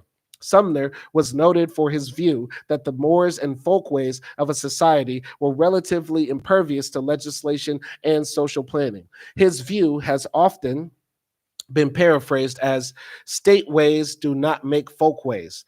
Thus, the court ruled that it could not accept the assumption that social prejudices may be overcome by legislation and denied the wisdom of laws which conflict with the general sentiments of the community. Blonstein and Zangrado, 1970, in page 308. As many a politician has said, you can't legislate morality. Yeah, I hate when politicians say that. I hate when politicians say that. Though while it is true, you cannot legislate people to love each other. The law should work in the way of moving people towards accepting each other, dealing with differences, and not giving into the idea that racism, bigotry, sexism, all that sort of stuff is inherent in people. Right. William Graham Sumner. I'm going to look that name up and continue to do research on him because that's the first time I heard of him, at least as far as my recollection goes. William Graham Sumner. When the doctrine of separate but equal was overturned in 1954, the new Supreme Court decision was based in part on the conclusion that segregation had a detrimental effect on African American children. In drawing that conclusion, the court cited several sociological and psychological research reports. For the most part, social researchers in this century have supported the cause of African American equality in the United States, and their convictions often have been the impetus for this research. Moreover, they've hoped that their research will lead to social change. There's no doubt, for example, that Gunnar Myrdal's classic two-volume study of race relations in 1944 in the United States had a significant impact on the topic of his research. Myrdal amassed a great deal of data to show that the position of African Americans directly contradicted U.S. values of social and political equality. Further, Myrdal did not attempt to hide his own point of view in the matter. You can pursue Myrdal's landmark research further online by searching for Gunnar Myrdal or An American Dilemma. Yes, I'm going to look up who are the two people now? We're looking at Gunnar Myrdal, and William Graham Sumner. See, this is what I'm talking about. These are people that are important. Who cares about Tom, Dick, and Harry about what's their favorite color, red, blue, or green? We want to know about the people that influenced the freaking U.S. Supreme Court. A racist back in the day, William Graham Sumner, and possibly a good white man, Gunnar Myrdal. These are important people. Other people in the street, your granny, your mama, your daddy, those people, they don't matter. Let's keep it a buck. They don't matter. They don't matter unless they gain power, unless they have influence. You get what I'm saying? Anyway, continuing here. Many social researchers have become directly involved in the civil rights movement, some more radically than others. Given the broad support for ideals of equality, research conclusions supporting the cause of equality draw little or no criticism. To recognize how solid the general social science position is in this matter, we need only examine a few research projects that have produced conclusions disagreeing with the predominant ideological position. Most social researchers have, overtly at least, supported the end of school segregation. Thus, an immediate and heated controversy arose in 1966 when James Coleman, a respected sociologist, published the result of a major national study of race and education. Contrary to general agreement, Coleman found little difference in academic performance between African American students attending integrated schools and those attending segregated ones. Indeed, such obvious things as libraries, laboratory facilities, and high expenditures per student made little difference. Instead, Coleman reported that family and neighborhood factors had the most influence on academic achievement. Coleman's findings were not well received by many of the social researchers who had been active in the civil rights movement. Some scholars criticized Coleman's work on methodological grounds, but many others objected hotly on the grounds that the findings would have segregationist political consequences. The controversy that raged around the Coleman report was reminiscent of that provoked a year earlier by Daniel Moynihan, 1965, and his critical analysis of the African American family in the United States. Whereas some felt Moynihan was blaming the victims, others objected to his tracing those problems to the legacy of slavery. Very interesting. Very interesting. I have to say, who is this? Coleman? Yeah, this guy Coleman here. I think what he's trying to say, or because I haven't read it, James Coleman, possibly a white man, right? What he's trying to say is like, it could have, basically how students perform in school, your educational attainment is based a lot on your parents, right? Because you're at school for what, 6 7 hours a day, and then you come home and you're home longer than you're at school a lot of the times. And if there are no books in your house, if your parents don't help you with your homework, if they don't encourage you to do your homework or do extra curricular activities or extra studying, then of course you're going to have lower educational attainment and achievement. You get what I'm saying? So it's based a lot on your environment, right? If you might go to a great school, you might have great teachers, you might have great facilities, but if you go home and you got no Wi-Fi, how you going to study? And of course, in the 1960s, nobody had Wi-Fi, but that's the point I'm trying to say, right? Like what happens at home dictates a lot your educational outcome and how much you achieve is what I would say. Yeah, and we all know why Black people at that time and still now have less educational outcomes is because a lot of us live in poverty. A lot of us live in homes where education is valued. Education has always been valued in the African American community. It's just that we have been under such economic stress for the longest time. Black people have had mothers and fathers that worked, that were out of the home. Black people have been latchkey kids before the white kids even knew what that was, if that makes sense. So this there are many factors, right? And I could understand why other sociologists were, saying like, hey, don't publish this, Coleman, don't say this, don't do that, because that can get people, against integration. But we just have to talk about the truth, honestly. And we're never going to admit stuff like IQ scores, because I'm looking at this in the paragraph here. But we're never going to say, oh, Black people naturally have lower IQ scores and stuff like that, because that's not true. But we have to be honest about the totality of an individual's education and how they achieve in education, right? All right. Another example of political controversy surrounding social research in connection with race concerns IQ scores. Here we go. In 1969, Arthur Jensen, a Harvard psychologist, was asked to prepare an article for the Harvard Educational Review examining the data on racial differences in IQ test results. Jensen, 1969. In the article, Jensen concluded that genetic differences between African Americans and whites accounted for the lower average IQ scores of African Americans. Jensen became so identified with that position that he appeared on college campuses across the country discussing it. Okay. The right-wing grift, it remains the same. Jensen's research has been attacked on numerous methodological bases. Critics charge that much of the data on which Jensen's conclusion was based were inadequate and sloppy. There are many IQ tests, some worse than others. Similarly, it was argued that Jensen had not taken social environmental factors sufficiently into account. Other social researchers raised still other methodological objections. Beyond the scientific critique, however, many condemned Jensen as a racist. Hostile crowds booed him, drowning out his public presentations. Ironically, Jensen's reception by several university audiences was ironically reminiscent of the hostile reception received by abolitionists over a century before, when the prevailing opinion favored leaving the institution of slavery intact. Many social researchers limited their objections to the Moynihan, Coleman, and Jensen research to scientific methodological grounds. The political firestorms ignited by their studies, however, point out how ideology often shows up in matters of social research. Although the abstract model of science is divorced from ideology, the practice of science is not.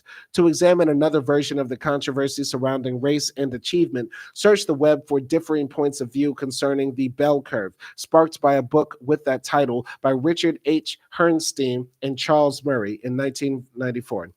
The controversies relating to research and race continue at present, as we saw in the Chapter 2 discussion of critical race theory.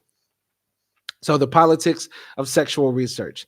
As I indicated earlier, the Laud Humphrey study of tea room trade raised ethical issues that researchers still discuss and debate. At the same time, it seems clear that much of the furor raised by the research was related to the subject matter itself. As I have written elsewhere, Laud Humphreys didn't just study sex, but observed and discussed homosexuality. And it wasn't even the caring and committed relationships between two people who just so happened to be of the same sex homosexuality, but tawdry encounters between strangers in public toilets.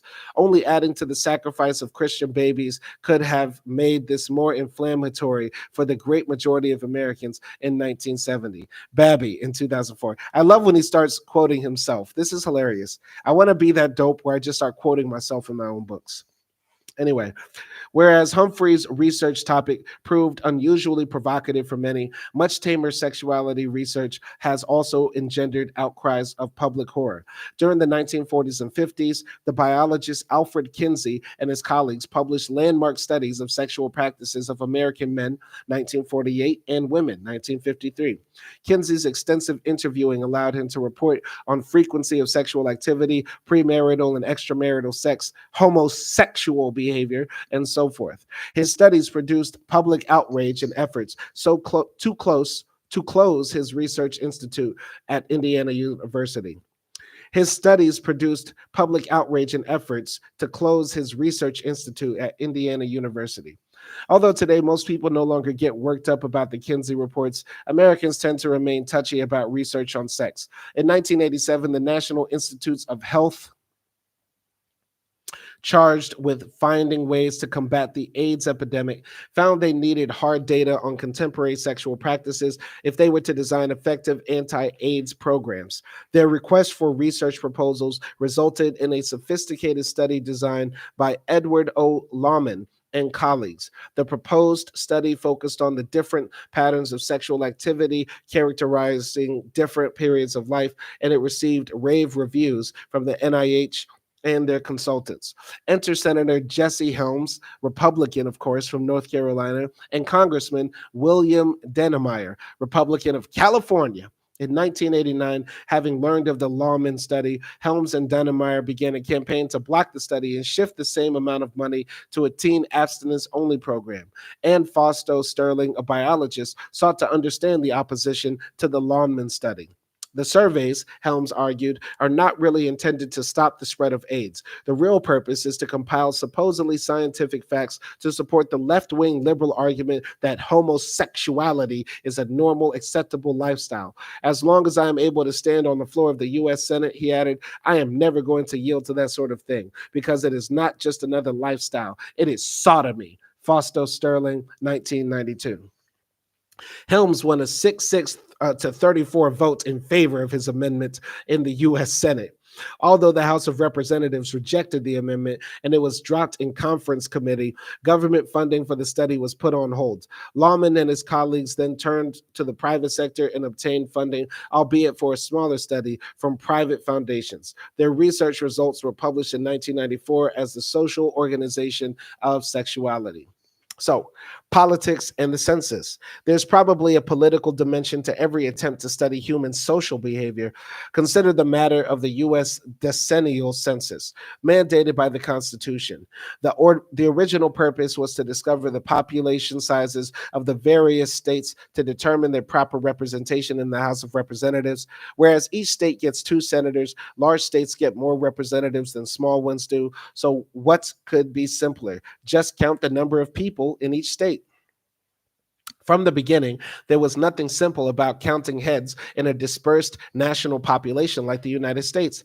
Even the definition of a person was anything but straightforward. A slave, for example, counted as only three-fifths of a person for purposes of the census. This decreased the representation of the slave-holding southern states, though counting slaves as a whole people might have raised the dangerously radical idea that they should be allowed to vote. Further, the logistical problems of counting people who reside in suburban tract houses, urban apartments, college dorms, military barracks, farms, cabins in the woods, and illegal housing units, as well as counting those who have no place to live, not to mention undocumented immigrants, has always presented a daunting task. It's the sort of challenge social researchers tackle with relish.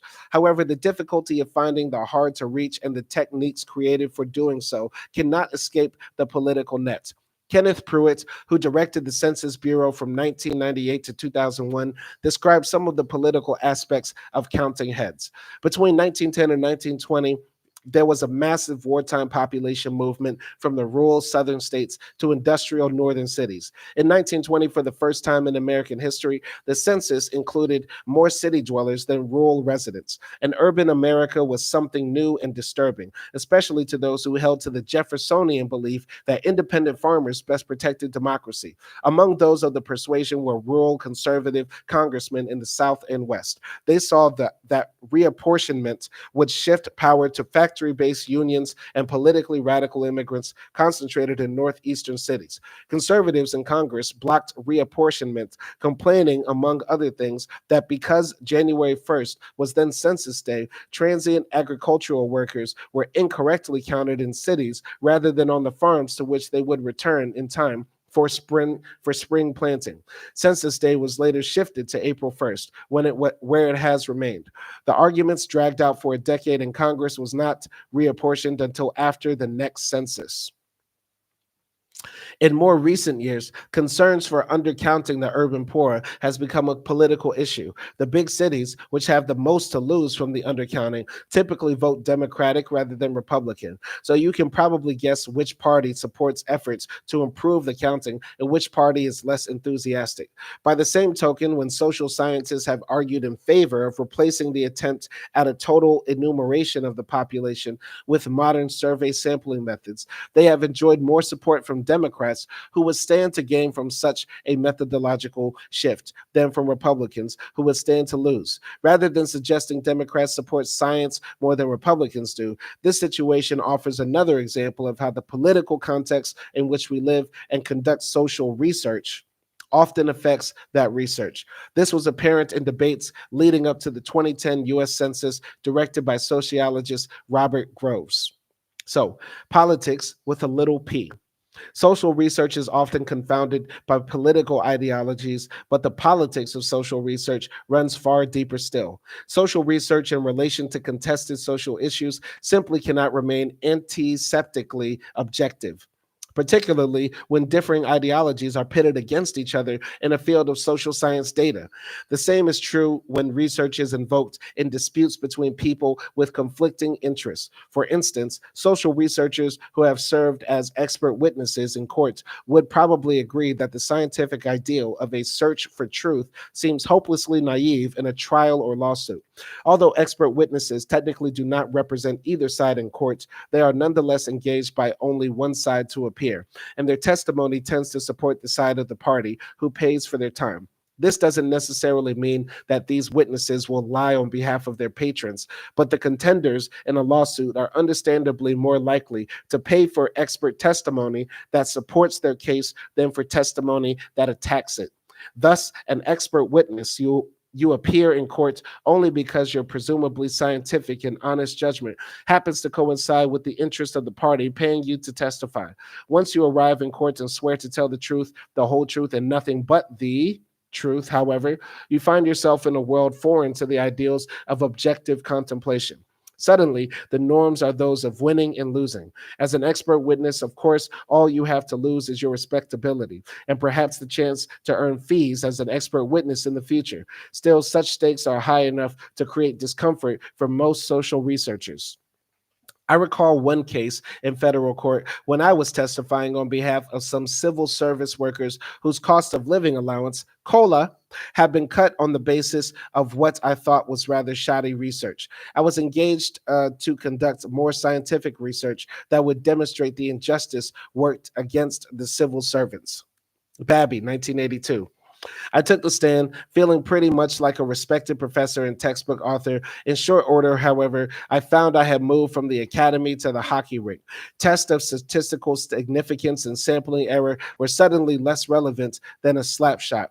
At one point, an attorney from Washington lured me into casually agreeing that I was familiar with a certain professional journal. Unfortunately, the journal did not exist. I was mortified and suddenly found myself shifting domains. Without really thinking about it, I now was less committed to being a friendly Mr. Chips and more aligned with Ninja Professor. I would not be fully satisfied until I, in turn, could mortify the attorney, which I succeeded in doing. Even though the civil servants got their cost of living allowance back, I have to admit I was also concerned with how I looked in front of the courtroom assemblage. I tell you this anecdote to illustrate the personal politics of human interactions involving presumably scientific and objective research. We need to realize that as human beings, social researchers are going to act like human beings, and we must take this into account when assessing their findings. This recognition does not invalidate their research or provide an excuse for rejecting findings we happen to dislike. Pardon, but it does need to be considered. Similar questions regularly are raised outside the social sciences. For example, you have probably read reports about medical scientists whose research demonstrates the safety of a new drug, and that the research in question was paid for by the pharmaceutical company that developed the drug and was seeking FDA approval to sell it. Perhaps the research was of the highest quality, but it's appropriate to question whether it was tainted by a conflict of interest. Similarly, when research sponsored by the coal or petroleum industry concludes that global climate change is not a human-made problem, you shouldn't necessarily assume the research was biased, but you should be open to that possibility. At the very least, the sponsorship of such research should be made public. Applying these kinds of concerns to survey research, the American Association for Public Opinion Research in 2009 established a transparency initiative requiring all association members and urging all other survey researchers to report openly and fully the details of their research methods. President of the AAPOR, Peter V. Miller, acknowledged that program might be in for rough sledding. Recent events have taught us that disclosure itself cannot be manipulated. It is disturbingly easy to claim that polls have been conducted using particular methods, while in truth, the work was not done or was done another way. While we must rely on the integrity of participants in the initiative, we cannot proceed on the basis of trust alone. We must develop ways to check the information we receive. The value of AAPOR's recognition depends on it. All right, water break real quick. Mm. Mm. All right. All right. So, politics in perspective. Although the ethical and the political dimensions of research are in principle distinct, they do intersect. Whenever politicians or the public feel that social research is violating ethical or moral standards, they'll be quick to respond with remedies of their own. Moreover, the standards they defend may not be those of the research community. Even when researchers support the goals of measures directed at the way research is done, the means specified by regulations or legislation can hamstring research. Legislators show special concern for research on children. Although the social research norms discussed in this chapter would guard against bringing any physical or emotional harm to children, some of the restrictive legislation introduced from time to time borders on the actions of one particular Western city, which shall remain nameless. In response to concerns that a public school teacher had been playing New Age music in class and encouraging students to meditate, the city council passed legislation stating that no teacher could do anything that would affect the minds of the students. Today, the of science is a particularly hot topic, with charges flung from both sides of the political spectrum. On the one hand, we can see renewed objections to the teaching of evolution, while demands for the teaching of creationism have been replaced by support for intelligent design. In many of these regards, science is seen as a threat to religiously based views, and scientists are sometimes accused of having an anti religious agenda. On the other hand, a statement by the Union of Concerned Scientists, co signed by thousands of scientists, illustrates the concern that the concentration of political power in the hands of one party can threaten the independent functioning of scientific research.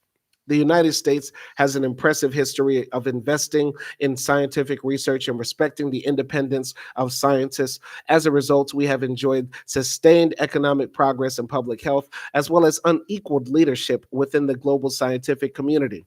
Recent actions by political appointees, however, threaten to undermine the legacy by preventing the best available science from informing policy decisions that have serious consequences for our health, safety, and environment. Across a broad range of issues, from childhood lead poisoning and mercury emissions to climate change, reproductive health, and nuclear weapons, political appointees have distorted and censored scientific findings that contradict established policies.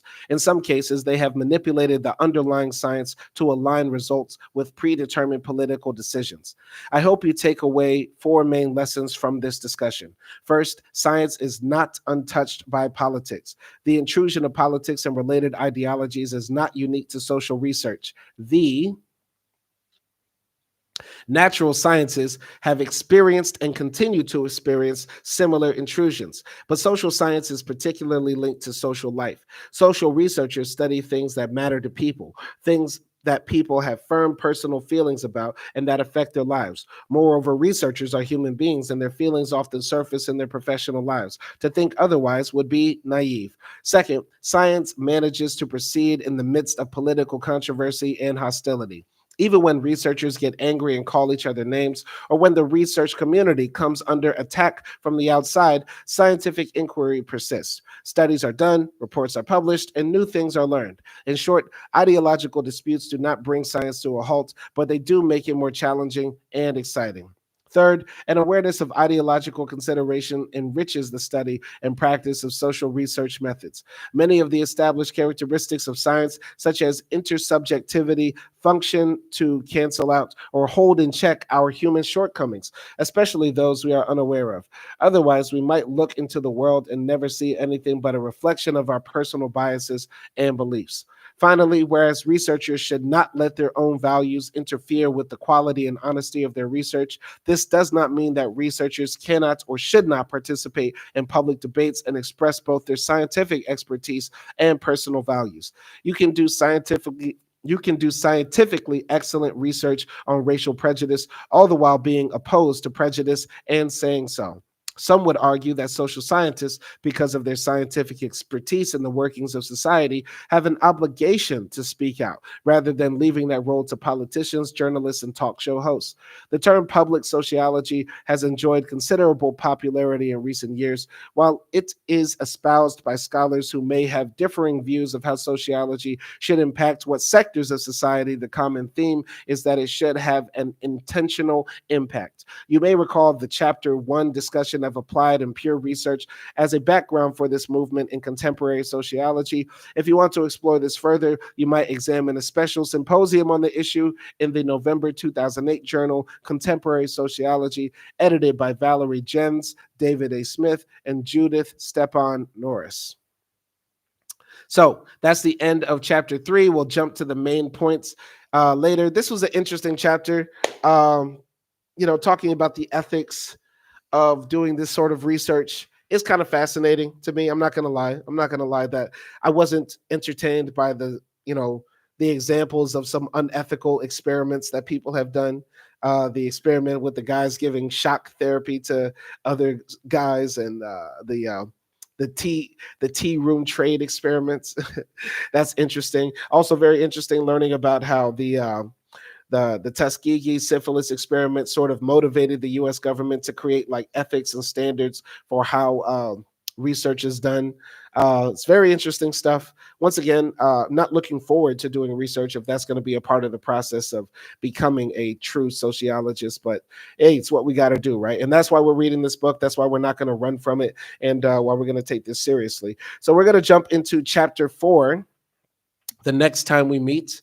Chapter 4, research, design, conceptualization, operationalization, measurement, indexes, scales, and typologies, and the logic of sampling. That's what we'll look at next time when we meet again.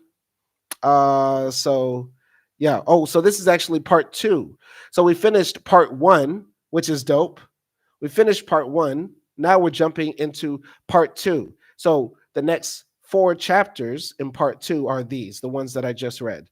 So I'm actually glad the first 3 chapters, we finished part 1, making good progress on this very long book. And I'm looking forward to doing this. I'll probably hop on live tomorrow for another 2-hour live stream reading through this book. And shout out to everybody who jumped in, Nelson Moreno, Kamal, anybody else who's going to watch this in the playback. And y'all be easy out there. Peace.